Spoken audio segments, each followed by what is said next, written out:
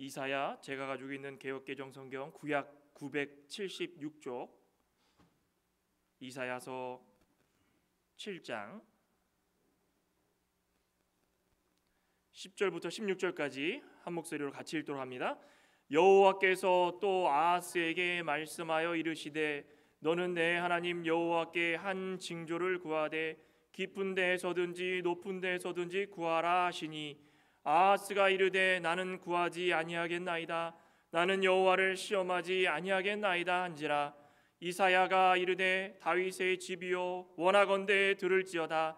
너희가 사람을 괴롭히고서 그것을 작은 일로 여겨 또 나의 하나님을 괴롭히려 하느냐. 그러므로 주께서 친히 징조를 너희에게 주실 것이라. 보라, 처녀가 잉타여 아들을 낳을 것이요 그의 이름을 임마누엘이라 하리라. 그가 악을 버리며 선을 택할 줄 알 때가 되면 엉긴 젖과 꿀을 먹을 것이라.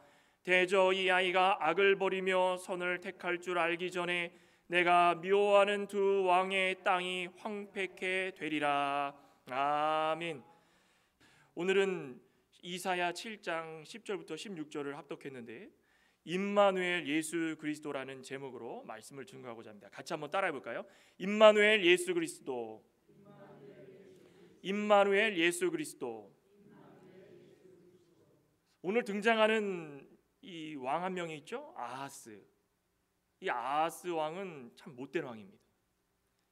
남유다의 12대 왕인데 이방신들은 어떻게 그렇게 많이 섬겼는지, 하나님 목전에서 이방신을 섬기고 또 하나님 앞에서 오늘도 그러지만은 너무 정직하지 못한 말과 행동들을 일삼았습니다.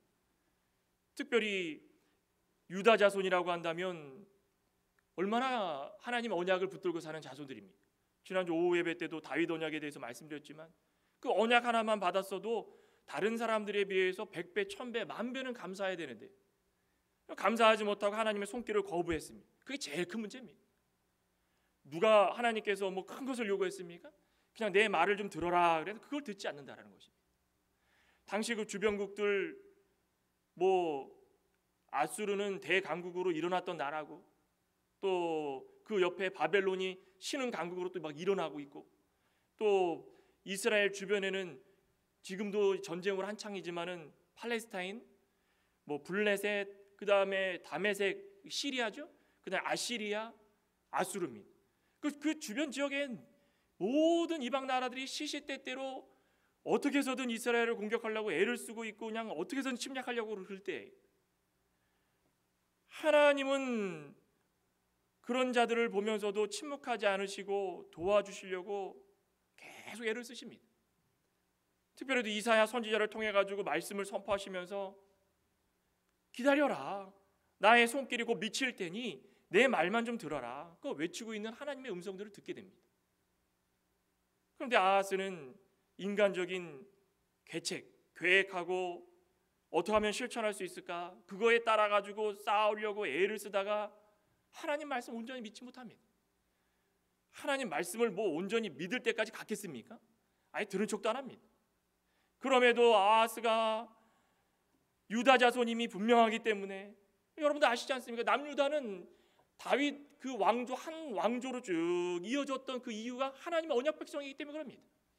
아하스가 어찌됐든 간에 이 다윗의 자손이고 유다의 자손이기 때문에 하나님께서 불쌍히 여겨주셔서 큰 표적으로 언약의 유효하다는 게 무엇입니까? 어느 누가 뭐라 그래도 계속될 것이다. 언약의 완전함, 어느 누가 뭐라 그래도 구원의 은총은 실천될 것이다. 어느 누가 방해를 해도 구원은 확실히 이루어질 것이다. 그것을 보증하고 계십니다. 믿어라.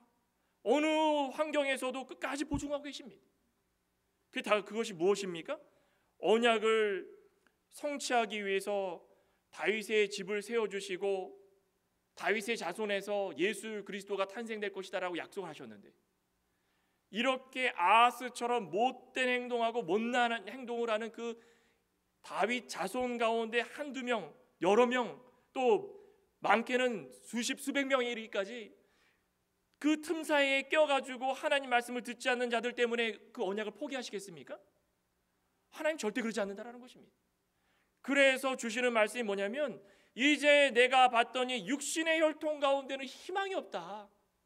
내가 다윗의 혈통 가운데에 예수 그리스도를 탄생토록 언약을 맺어줬는데 지금 보니까는 이 육신의 혈통 가운데에는 전혀 희망이 없다. 그래서 내가 동정녀의 몸에서 예수 그리스도를 탄생토록 내가 이사야의 입술을 통하여서 말씀을 선포하게 할 테니까 그거 믿어라. 그것조차도 믿지 않으면 안 된다는 것입니다. 그러면서 그 탄생된 예수 그리스도의 이름을 무엇이라고 부르라 했습니까? 임마누엘이다. 임마누엘. 임마누엘, 그렇죠? 그 앞에 있는 임마누가 한 단어고 엘자가 한 단어입니다. 엘은 하나님입니다. 하나님께서 함께 하실 것이다. 오늘 본문 중에서 나오고 있는데 그 예수 그리스도가 임마누엘인 것을 선포하면서 오늘을 살아가고 있는 저와 여러분들은 그 임마누엘의 최대 수혜자입니다. 그렇죠? 다윗 언약 가운데에 탄생됐던 백성들 가운데에 우리는 아예 끼지도 못했는데 이방인으로서 구원받아가지고 이 자리에 있으니까는 그 언약의 최대 수혜자 아니겠습니까? 그러면 우리가 그것을 들으면서 자, 우리가 그 언약의 증명이다. 하나님께서 그토록 붙들어 주셨던 그 남유다 백성들 가운데에서 끝내는 언약이 실천되는데 그 결과적으로 우리가 있구나. 그러니 오늘 말씀을 통하여서 아무쪼록 하나님의 깊은 뜻을 다시 한번 깨닫는 이 시간 되길 소망합니다. 임마누엘의 하나님이라고 그랬으니까 하나님께서 우리와 함께 계시는데 언제 계시는가? 이 말씀을 통해서 다시 한번 상고하는 이 시간 되기를 간절히 소망합니다. 첫째로는 하나님은 인내와 크신 사랑으로 언약을 이루어 나가신다. 믿으십니까? 만약에 하나님이 인내하지 못하시고 사랑이 없으셨으면 오늘 이 자리에 있지도 못했습니다. 오늘 찬양에도 감사하라고 그랬는데 감사라는 그 자체의 고백에 깔려 있는 것이 무엇입니까? 구원의 감사입니다. 구원의 감사. 구원이라는 것은 우리의 능력으로 우리의 공로로 될 수 없고 오직 예수 그리스도의 공로로 된다고 그랬는데 그 누구의 허락을 받고 한 것입니까? 하나님의 계획과 섭리 가운데 하나님께서 전적으로 모든 것을 이루어 갈 때에 구원을 받을 수 있었다라는 것입니다. 그러니 하나님이 참지 않으시고 사랑을 베푸시지 않았다면 오늘날 우리는 이 자리에 있을 수 없었다라는 것입니다. 오늘 본문 10절부터 12절에 그 말씀을 합니다. 10절에 보면 여호와께서 또 아하스에게 말씀하여 이르시되 너는 내 하나님 여호와께 한 징조를 구하되 깊은 데서든지 높은 데서든지 구하라. 아하스가 이르되 나는 구하지 아니하겠나이다. 나는 여호와를 시험하지 아니하겠나이다. 여호와께서 유다 이 아하스 왕에게 말씀해 주십니다. 이때부터 얼마큼 참으셨겠습니까? 이 앞에 내용도 설명드리겠지만은 이거 참지 못합니다. 예를 들어 가지고 한 집안에 자녀가 부모의 말씀을 한 번, 두 번 어기다가 세 번, 네 번 어기다가 부모님이 화가 나면은 어떻게 됩니까? 몽둥이를 드는 겁니다. 하나님은 이들의 모습들을 보면서 부모의 마음으로 징계를 내리지만은 그 징계가 싫어해서 그런 것이 아니라 그 인내 속에는 깊은 사랑이 담겨 있기 때문에 이들을 너무 사랑해서 참고 참다가 내 마음을 알아달라고 채찍을 드는 것입니다. 그러니 오늘 이 아하스에게도 말씀을 전할 때는 그런 마음으로 이 말씀을 전하고 있다는 것입니다. 내 하나님 여호와께 이 모든 일이 일어날 징조를 구하라.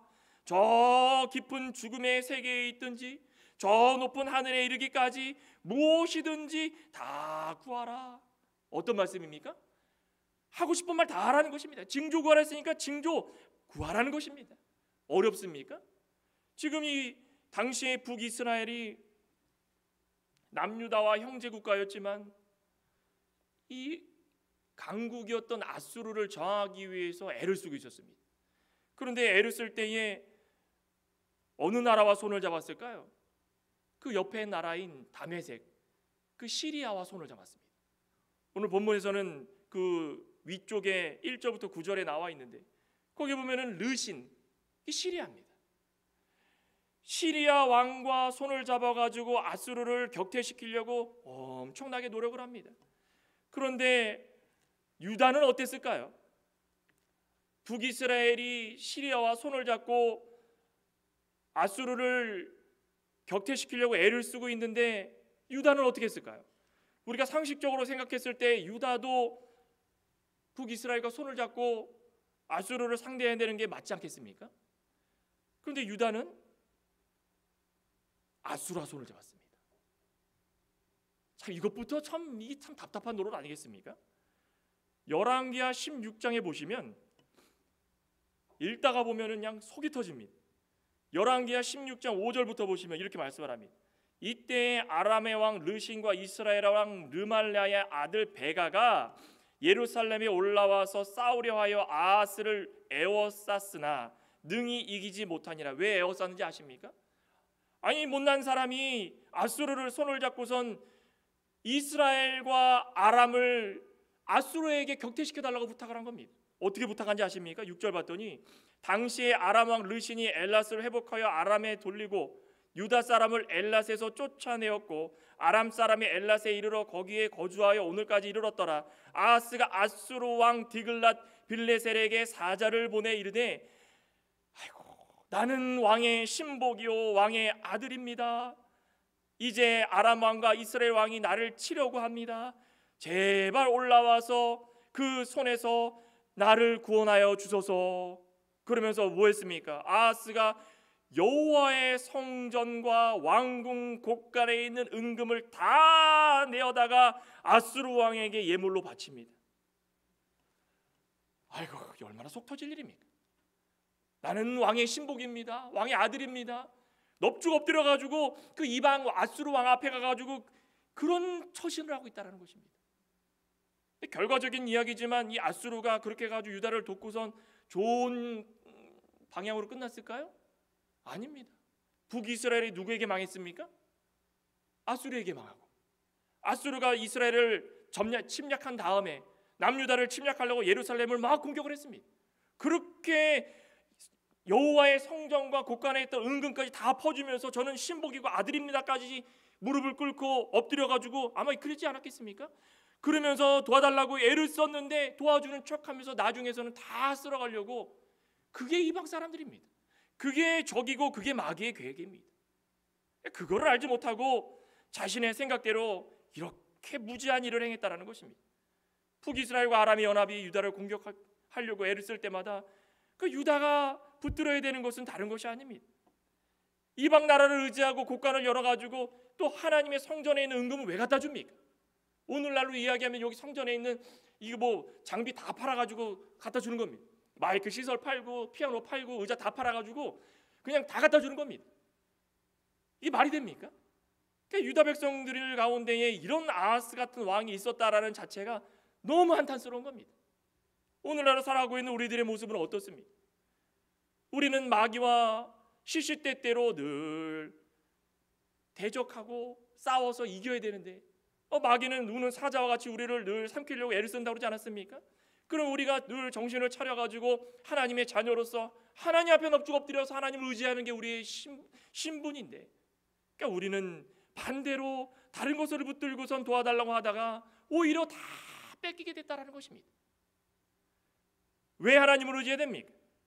사무엘하 7장에 보면은 다윗에게 말씀했던 어떤 말씀이 나옵니까? 7장 14절에 보면 나는 그에게 아버지가 되고 그는 내게 아들이 되리니 그가 만일 죄를 범하면 내가 사람의 매와 인생의 채찍으로 징계하려니와. 하나님께서 다윗에게 뭐라고 말씀하십니까? 이제부터 내 후손 가운데에 자녀가 태어나면은 내가 그에게 아버지가 될 테다. 다윗에게 말씀하는 것은 바로 그겁니다. 지금 오늘을 살아가고 있는 우리 모든 하나님의 사랑하는 백성들은 하나님의 자녀입니다. 하나님께서 우리 아버지가 되주신다고 약속하지 않았습니까? 그러면은 삶을 살아가다가 아버지인데 자녀들이 못난 길로 가면은 어떻게 하겠습니까? 몽둥이를 드는 것입니다. 아들이 되리니 만일 죄를 범하면 사람의 매와 인생의 채찍으로 징계를 내린다라는 것입니다. 왜 북이스라엘과 아람을 일으켜 세워가지고 유다가 정신 못 차리게 하고 유다가 어찌할 줄을 모르고 이 왔다 갔다 하고 또 거기다가 대고 아수르를 섬겼다고 하나님 유다를 완전하게 멸망시켰습니까? 이 땅 가운데 유다를 없앴습니까? 아닙니다. 유다는 건재했습니다. 비록 바벨론으로 70년 동안 포로 잡혀갔어도 그대로 돌아와서 하나님의 자녀로서 성전을 건축할 수 있었다는 것입니다. 그런데 하나님께서 그 중간에 어떻게 하셨습니까? 사람의 매와 인생의 채찍으로 징계 내리신 것입니다. 북이스라엘과 아람의 징계를 내리시고 아수르의 징계를 내리시고, 왜 내리신 겁니까? 정신 차리라고. 정신 차리라고. 내 아들이고 내 자녀인데, 사랑하는 내 아들이 왜 이렇게 못난 짓을 하느냐? 참고 또 참으시다가 사랑하는 마음으로 인생의 채찍으로 징계하시는 것입니다. 이 언약이 반드시 성취되도록 하나님께서 인도하실 때마다 이렇게 징계, 매를 들어가지고 정신 차리도록 해주시는 것입니다. 이 가운데 하나님의 마음을 이해한다면 유다가 이렇게 불신앙적으로 행동해서는 안 된다는 것입니다. 자신의 잘못된 이 결정으로 나중 되면은 그 결과가 나오지만은 몇 명 죽은지 아십니까? 용사만 12만 명이 죽고요. 그 가족들, 그 딸린 가족들이 무슨 죄가 있습니까? 왕 하나의 그 잘못된 처신 때문에 20만 명 이상이 죽었습니다. 그 많은 사람들이 죽고 포로 잡혀가고 재물 뺏기고 하나님을 의지하기보다 아수르를 의지해가지고 우상을 숭배한 결과가 그렇다라는 것입니다. 우상 숭배할 때 어떻게 하는지 아십니까? 아수르의 제일 멋있는 우상 보고 오더니 좋다고 그거 만들어가지고, 또 어떤 우상은 자녀들 불로 지나가게 해가지고 죽입니다. 몰렉. 그런 우상들 좋다고 섬겨가지고 하나님은 이것조차도 참으셨습니다. 그렇지 않습니까? 만약에 이 몰렉 신 섬기고 이방 신 섬겨가지고 단을 만들어놨다면 그 자리에서 다 죽여 없앨 수 있는 능력이 있으신 분이 하나님이십니다. 그것조차도 참으시고, 북이스라엘 연합군의 군사력을 더 이상 허락지 않으시고 참으시고, 아수르가 넘볼 때도 북이스라엘은 너무 못났기 때문에 다 소멸돼도 남유다 많은 하나님의 언약이 지속되도록 참으시고, 하나님 능력 앞에서 세상 권력을 손붙들고 도와달라고 애쓸 때도 참으시고, 하나님은 참으셨습니다. 다 합니다. 세상의 권력은 연기와 같이 훅 불면 사라집니다. 근데 그거 붙들려고 애를 쓰는 모습 보면서 하나님이 얼마나 한심했겠습니까? 아하스 왕이 그렇다라는 거야. 아하스 왕이 아하스를 사랑하셔서 참았었겠습니까? 하나님은 단 한 가지입니다. 언약을 성취하기 위해서, 언약을 성취하기 위해서 그렇다라는 것입니다. 오늘 본문에 읽지는 않았지만 4절 보면은 그런 말씀을 합니다. 그에게 이르기를 너는 삼가며 조용하라. 르신과 아람과 르말리아의 아들이 심히 노할지라도 너희들을 넘보면서 힘을 과시할지라도 이들은 어떻게 된다 그랬습니까? 연기나는 두 부직갱이 구루터기에 불과하다. 그러니 어떻게 합니까? 두려워하지 말고 낙심하지 말아라. 하나님은 이거 말씀드리고 싶었다는 것입니다. 말씀하고 있었다는 것입니다. 너희들이 왜 우상을 붙들고 왜 아수르를 붙드는지 나는 이해가 가지를 않는다. 내가 너희들 눈앞에 있는 북이스라엘과 아람 군대들 자 지켜봐라. 곧 있으면은 이 나무 타다가 없어져가지고 후 불면 없어지고 잿덩이와 같이 사라지게 만들 것인데 그거 붙들면서 도와달라고 하는 너희들이 너무 한심하구나. 그러니 제발 두려워하지 말고 낙심하지 말고 오직 무엇하라는 것입니까? 하나님께서 너희 조상 다윗에게 주었던 그 언약을 붙들고 살아가는 것입니다. 유다의 왕으로서 하나님의 인도와 주장을 붙들고 살아가라는 것입니다. 하나님께 간절히 기도할 시간은 없으면서 우상 붙들고 우상에게 절하고 자녀를 불 가운데 빠져 죽게 하는 일을 행하는 그런 모습 보면서 제발 정신 차리라는 것입니다.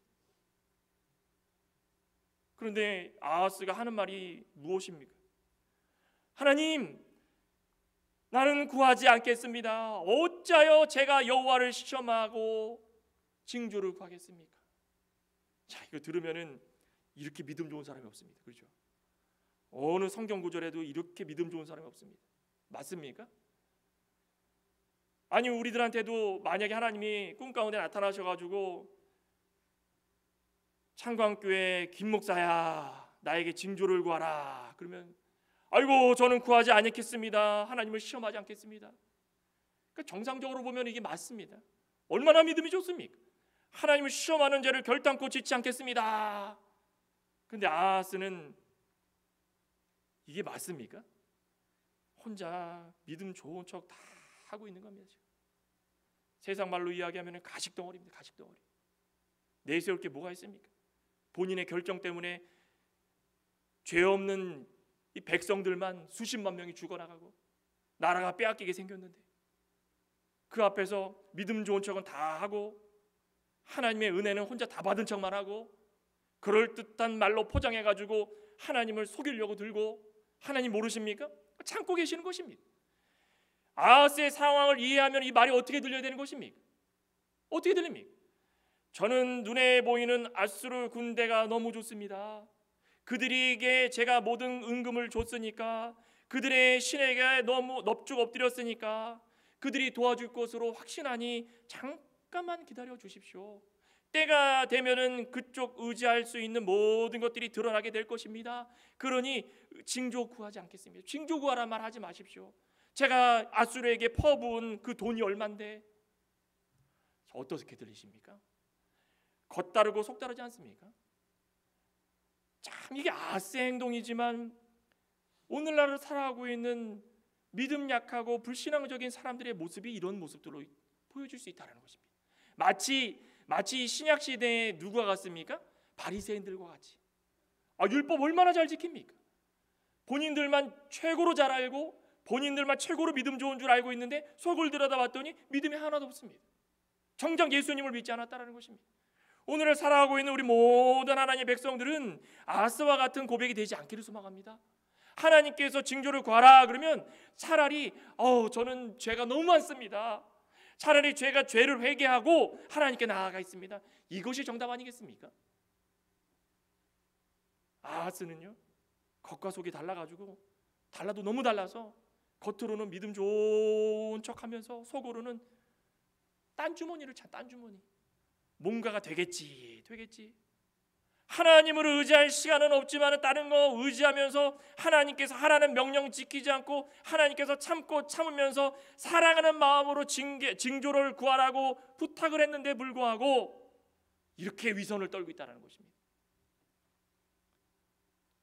중요한 것은 하나님의 언약이 성취될 수 있도록 이런 불신앙적인 모습, 겉과 속이 다른 위선적인 모습, 미련한 모습, 아무것도 하나님 앞에서 내세울 게 없는 그런 모습이라 할지라도 하나님 어떻게 하신다 그랬습니까? 임마누엘이다. 하나님이 함께 하실 것이다. 왜 그렇습니까? 내가 사랑하는 백성이라면은 이렇게 못난 짓을 하더라도 끝까지 붙들고 내가 너의 믿음을 다시 한번 세워 일으킬 테니 내가 너와 함께 한다는 것을 잊지 않도록 해라. 하나님께서 너희와 함께 하신다라는 것을 하나님은 끝까지 그들에게 선포하고 계시다라는 것입니다. 저와 여러분들 가운데도 우리의 속내를 다 아시는 하나님 앞에서 불신앙적인 모습을 드러내고 계십니까? 그래도 하나님을 참으시고 하나님의 언약 백성으로서 사랑하셔서 우리에게 외치십니다. 임마누엘이다. 내가 너희와 함께 할 것이다. 힘들고 어렵고 넘어지고 쓰러져도 사람의 매와 징계로 하나님께서 너희들을 때리고 일으켜 세워서 너희들을 바른 길로 가게 할 테니까 제발 내가 하라는 대로 좀 내 말 좀 귀 기울여라. 그겁니다. 다윗의 왕가야 이 언약 영원할 것이라고 했으니 이사야 선지자를 통하여서 이것을 말씀을 전하고 있다는 것입니다. 오늘날도 이 개개인의 모습 가운데에 하나님의 언약이 이렇게 성취되고 있는데도 불구하고 아직도 불신앙적인 모습으로 겉과 속이 달라서 위선적이고 하나님 앞에서 가식적인 모습으로 믿음 생활하고 있다면은 이 모습 이대로 하나님 앞에 넙죽 엎드려서 마치 아하스가 아수르 왕에게 넙죽 엎드린 것처럼 하나님 앞에 엎드려가지고 오래 참으심 다 제 탓입니다. 제 죄를 용서해 주시고 하나님의 사랑으로 덮어주시고 이후로부터는 하나님께서 나와 함께 계시다는 것을 고백하며 살 수 있게 해주시옵소서. 그게 우리의 신앙이 되야 된다는 것입니다. 누가 뭐라 그래도 예수 그리스도가 이 땅에 오신 이유는 바로 그것입니다. 두 번째로는 하나님은 그 언약 속에서 믿는 자들과 화목하려 하신다. 오늘 본문의 13절 14절을 보면은 이사야가 이르되 다윗의 집이여 원하건대 들을지어다 너희가 사람을 괴롭히고서 그것을 작은 일로 여겨 또 나의 하나님을 괴롭히려 하느냐? 그러므로 주께서 친히 징조를 너희에게 주실 것이라. 보라, 처녀가 잉태하여 아들을 낳을 것이요 그의 이름을 임마누엘이라. 드디어 하나님께서 속마음을 이사야 선지자를 통해서 말씀해 주십니다. 이사야가 대언합니다. 다윗의 집이여, 아하스여라고 하지 않은 이유가 무엇이고 다윗의 집이여라고 한 이유가 무엇일까요? 하나님께서는 이제부터 육신의 모든 것을 다 내려놓으시고 온전히 하나님 언약만 바라보시고 계시다는 것입니다. 다윗의 집이여, 언약 백성인 것을 강조하고 있다는 것입니다. 아하스 왕 한 사람이 무식하고 불신앙적인 태도 때문에 다윗 왕조가 전체가 다 위태위태해질 그런 상황에 있지만 하나님께서는 그것조차도 개의치 않으시고 다윗의 집이여, 하나님의 징조를 구하려고 했는데도 그것을 거부한 아하스 왕이지만 하나님은 그것조차도 개의치 않으시고 다윗의 집이여, 그것이 중요한 것입니다. 믿는 백성들이 다윗의 집이여라는 그 말 가운데에 구원의 성취가 이루어질 것이라는 것을 다 지켜보고 있다는 것입니다. 언약 백성으로서 하나님의 은혜를 무시하는 일, 죄의 본성이 다 드러난 결과입니다. 오늘을 살아가고 있는 우리 성도들도 언제나 하나님의 자녀로, 우리는 하나님의 자녀다, 세상을 살아가면서 이 대표성을 띠고 살아가지 않습니까? 어디를 가든지 간에 우리 하나님의 자녀다, 하나님의 자녀다라고 우리는 대표성을 가지고 살아가고 있지만 정말 좋은 일인, 또 정말 나쁜 일, 어느 무엇이라도 좋던 나쁘던 싫던 슬프던 괴롭던 우리는 하나님의 자녀다라는 건 끝까지 유지가 돼야 되는 것입니다. 그런데 자칫 그것 때문에 교만해가지고 불신앙적인 말과 행동 때문에 전체를 다 위기에 빠뜨리는 경우가 참 많습니다. 나 한 사람 때문에 그리스도인으로서 바른 말과 바른 행실을 하지 못해서, 책임지지 못할 말과 행동을 하지 못해서 상대방을 괴롭게 하고 전체를 괴롭게 하고 공동체를 괴롭게 하고 믿는 모든 자들을 괴롭게 하는 일이 수없이 많다는 것입니다. 목사도 마찬가지고 직분도 마찬가지입니다. 하나님께서 우리에게 이런 일들을 행하시라고 주신 이유는 다른 것이 아니라 다윗의 집이요, 하나님의 언약을 붙들고 살아가는 백성들이요, 오늘 살아가고 있는 우리들은 오실 예수 그리스도를 붙들고 살아가는 이들이요, 책임감을 가질지어다, 그겁니다. 우린 책임감을 가지고 살아가야 된다는 것입니다. 그 책임감을 놓고 살아가기 때문에 하나님을 무시하고 깨닫지 못하고 자행자지하면서 그렇게 살아가고 있다는 것입니다.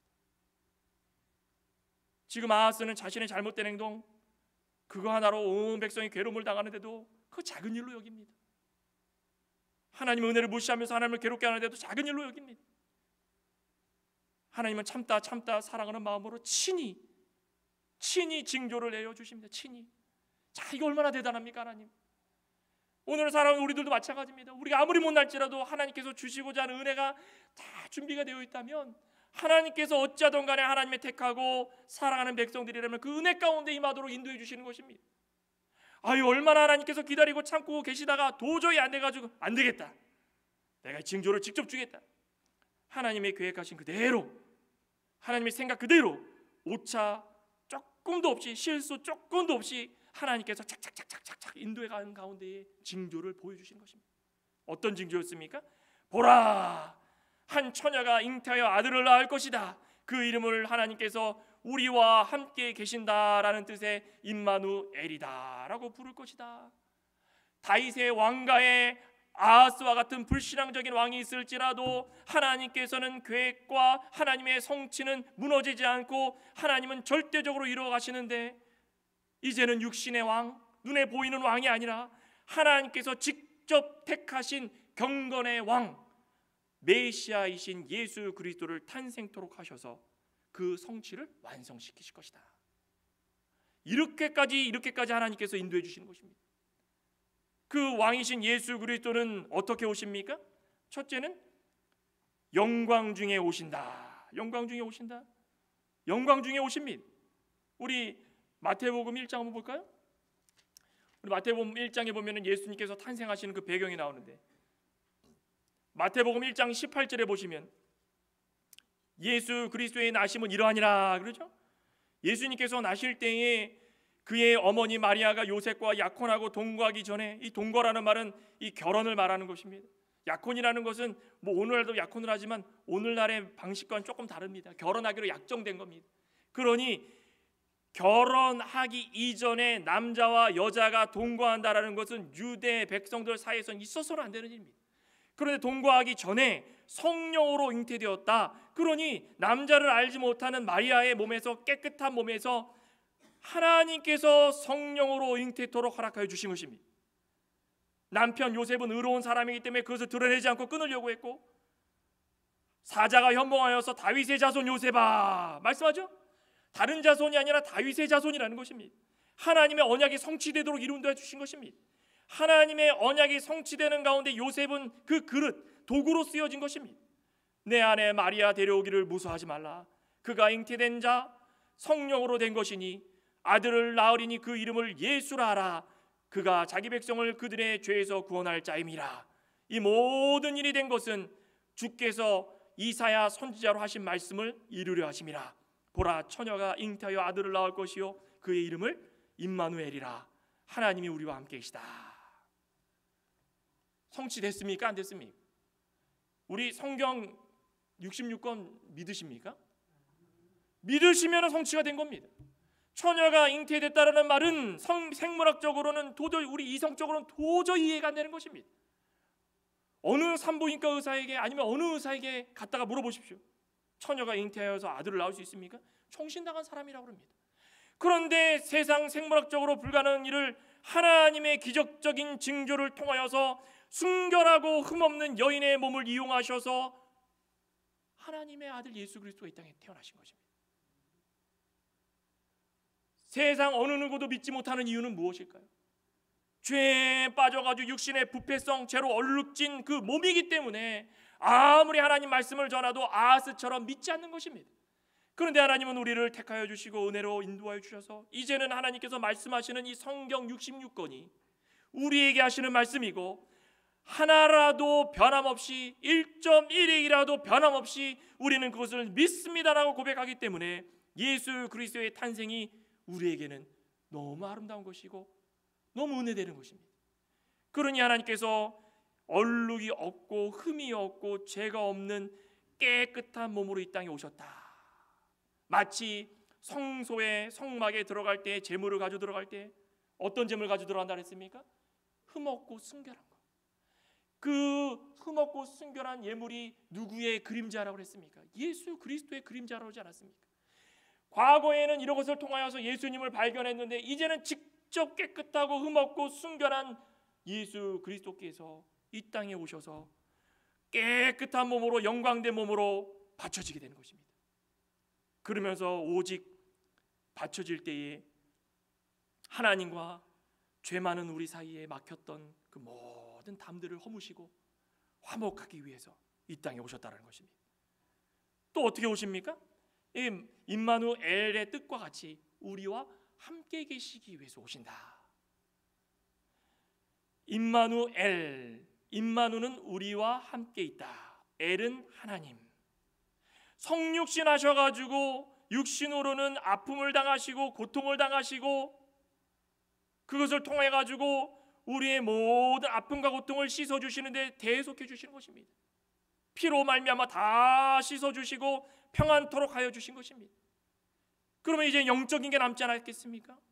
영적으로는 우린 죄로 인하여서 고통받고 멸망의 길로 갈 수밖에 없는 우리들인데 그 영적인 것까지도 보혈의 공로로 깨끗하게 씻어주셔서 이제는 육이나 영이나 할 것 없이 하나님과 참 화목을 이루어 나가도록 허락하여 주셨다는 것입니다.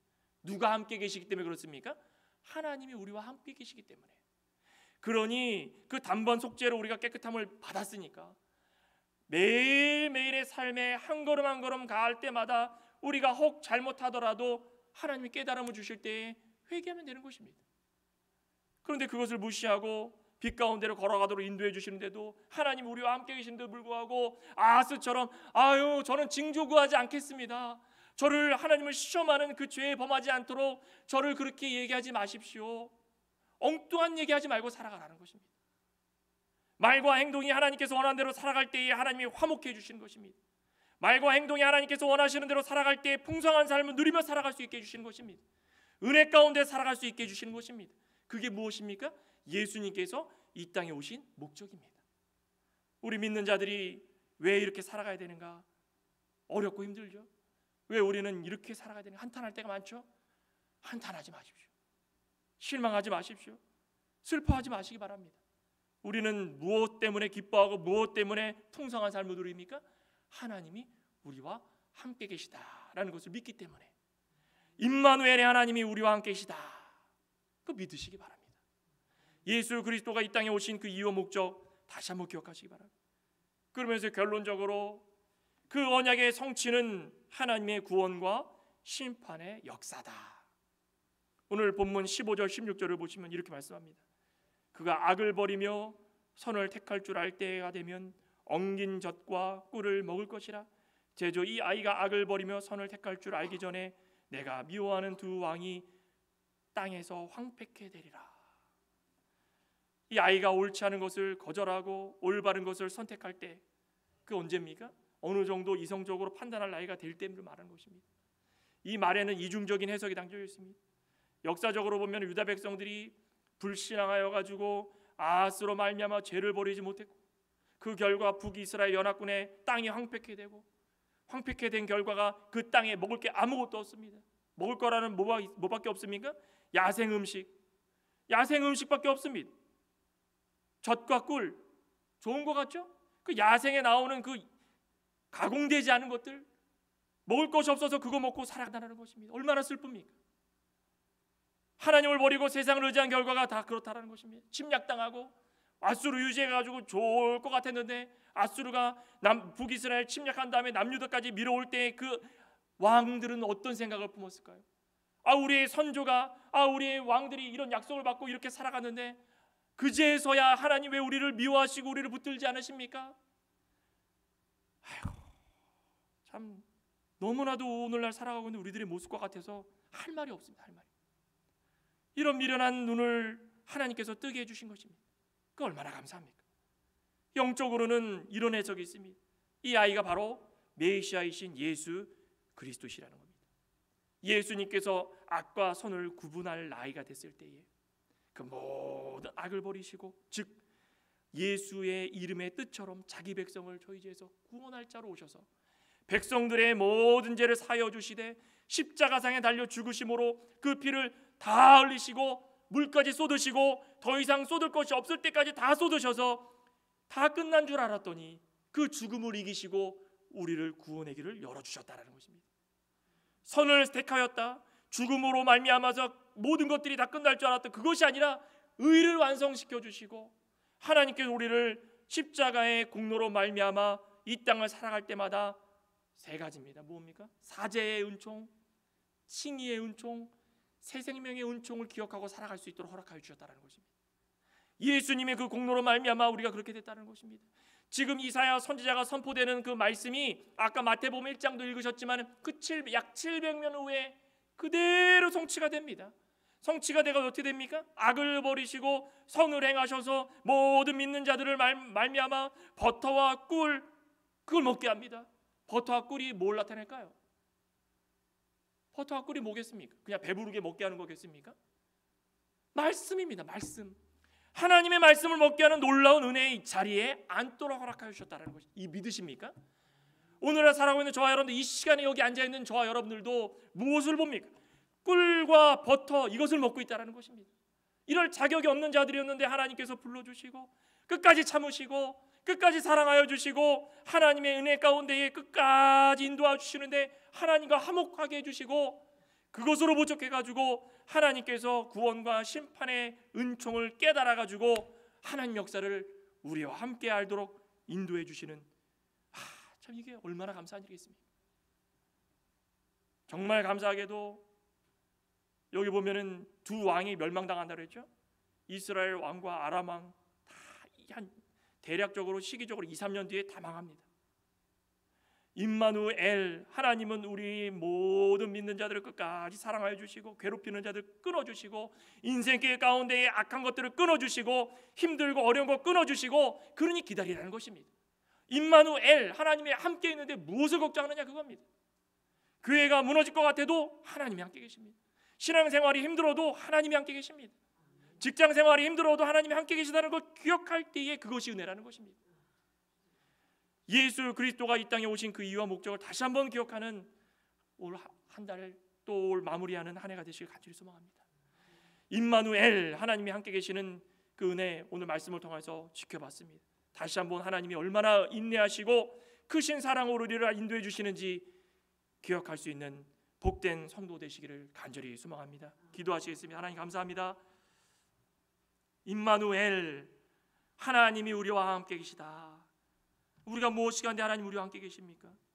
우리는 그럴 자격이 없는 자들이었지만 예수 그리스도가 이 땅에 오셔서 보혈의 공로로 말미암아 하나님과 화목케 하게 해주시고 죄를 끊어주시고 육신으로는 평안을 주시고 영적으로는 영생을 주셔서 이제 이후로부터는 괴롭고 힘든 일이 있더라도 하나님 앞에서 우리의 속마음을 감추는 어리석을 범하는 것이 아니라 우리의 속마음까지도 다 하나님께 드려서 잘못한 것이 있으면 회개하고 하나님과 참된 화목을 누리며 기쁨으로 평안한 삶을 누리며 살아가는 우리의 신령한 하나님의 백성들 되고 또 그 모습을 통하여서 하나님께 영광 돌릴 수 있는 백성들 되게 하여 주시옵소서. 예수님의 이름으로 기도드리옵나이다. 아멘.